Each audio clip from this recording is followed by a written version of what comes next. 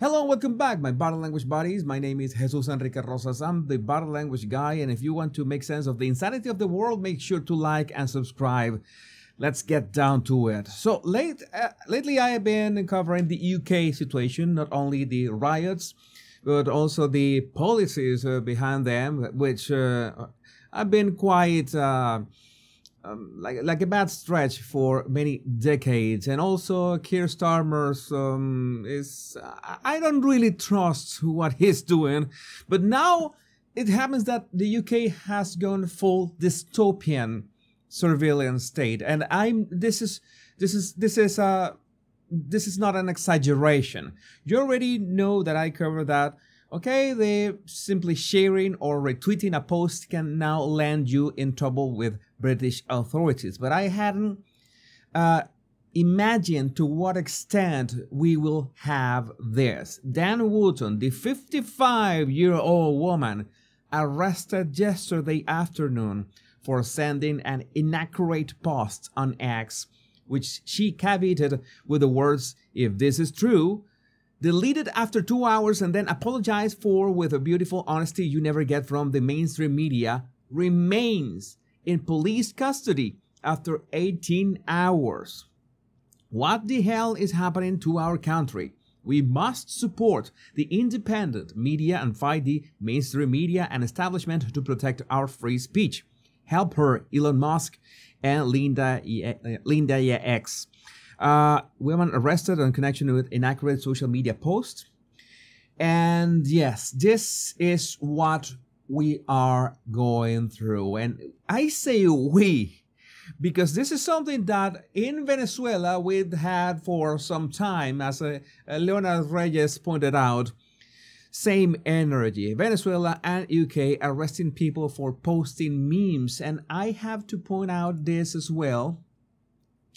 The Crown Prosecution Service, CPS UK, think before you post. Content that incites violence or hatred, it isn't just harmful, it can be illegal. The CPS takes online violence seriously and will prosecute when the legal test is met.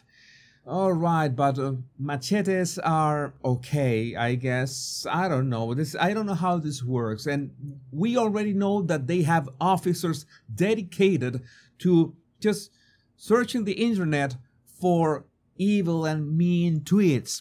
And it is even worse than that, because we have the statement that foreigners like yours truly, people that are outside the UK, could be extradited if we tweet the wrong thing.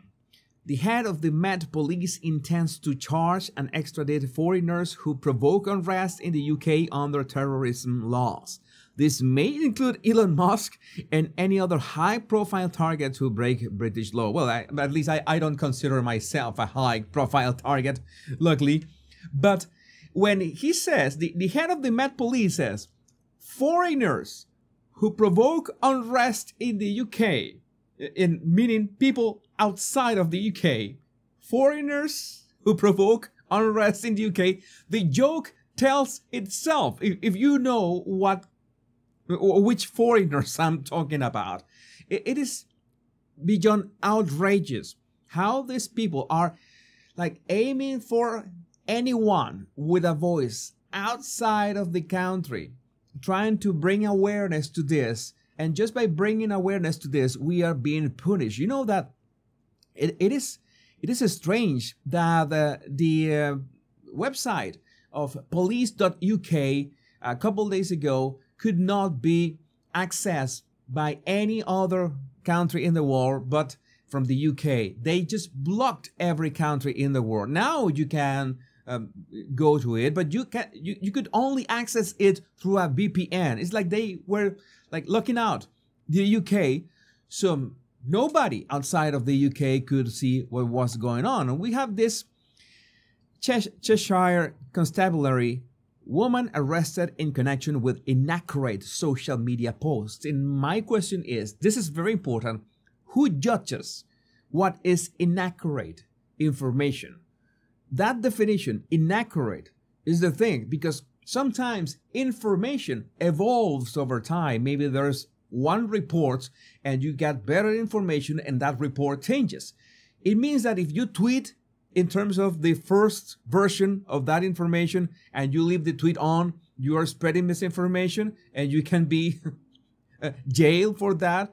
That doesn't make sense, but 20 months in prison for a Facebook post is insane. The UK has fallen. This is Judge Guy Curl and Leeds Crown Court, main jail for social media posts during far-right riots. I mean, sometimes I can understand. I've seen truly awful posts from actual racists who are stirring hate online.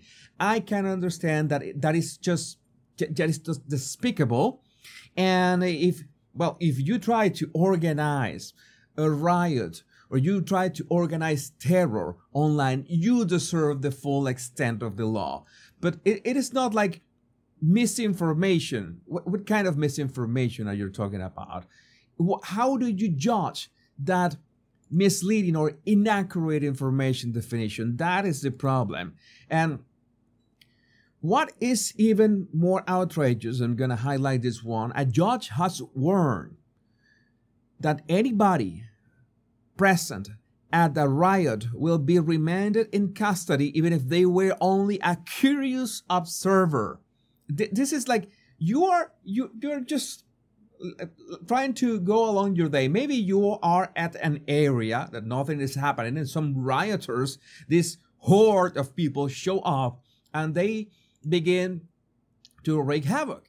And police arrives and you're just there, like going through your day. You don't have anything to do with them. And maybe the rioters all begin to run in all directions and you say, hey, what's going on? And all of a sudden, police arrest you just because you were on the sidelines of the riot. What do you have to do with that? This is crazy. This is reaching levels of dystopian that I could never have thought possible. Never mind the right to protest. British people don't even have the right to observe protests. The Starmer is doing a Venezuelan speed run, and I couldn't have said that better myself. You will be refused bail, even if you only watch riots from the sidelines, Judge warns. Whether active participant or curious observer, anybody involved in disorder will be locked up, Belfast court is told. A judge has warned that anybody present at a riot will be remanded in custody, even if they were only a curious observer. District Judge Francis Rafferty said that someone's presence at the riot made them involved in the riot, as he refused to bail applications. Only your presence. And not only that, we have new definitions coming up, because if you don't know how to, if you don't have enough kind of crimes, you can make them up, just like this term. First, armchair rioter jailed for 20 months over online posts inciting racial hatred. All right, I can say that I don't know what is the case of this guy. He doesn't look very friendly to me. That haircut tells a lot. Maybe his posts are horrible. That's one thing. But I'm afraid of the kind of terms that the media, even if the LBC, that you know, it's kind of, you have a grain of salt or maybe two. Armchair rioter. Armchair rioter. And again, some people are just jerks online. Some people are flat out racists online, scumbags online. And if they actually are organizing a riot, they should be apprehended. They should be, the law should focus on them. But again, the problem is when you don't know exactly what does a crime, what are the boundaries of a crime, who judges what is inaccurate information, and that's what I'm worried about. But I would like to know, what do you think about this in the comments? My name is Jesus Enrique Rosas. I'm the Battle Language Guy. Much love and bliss.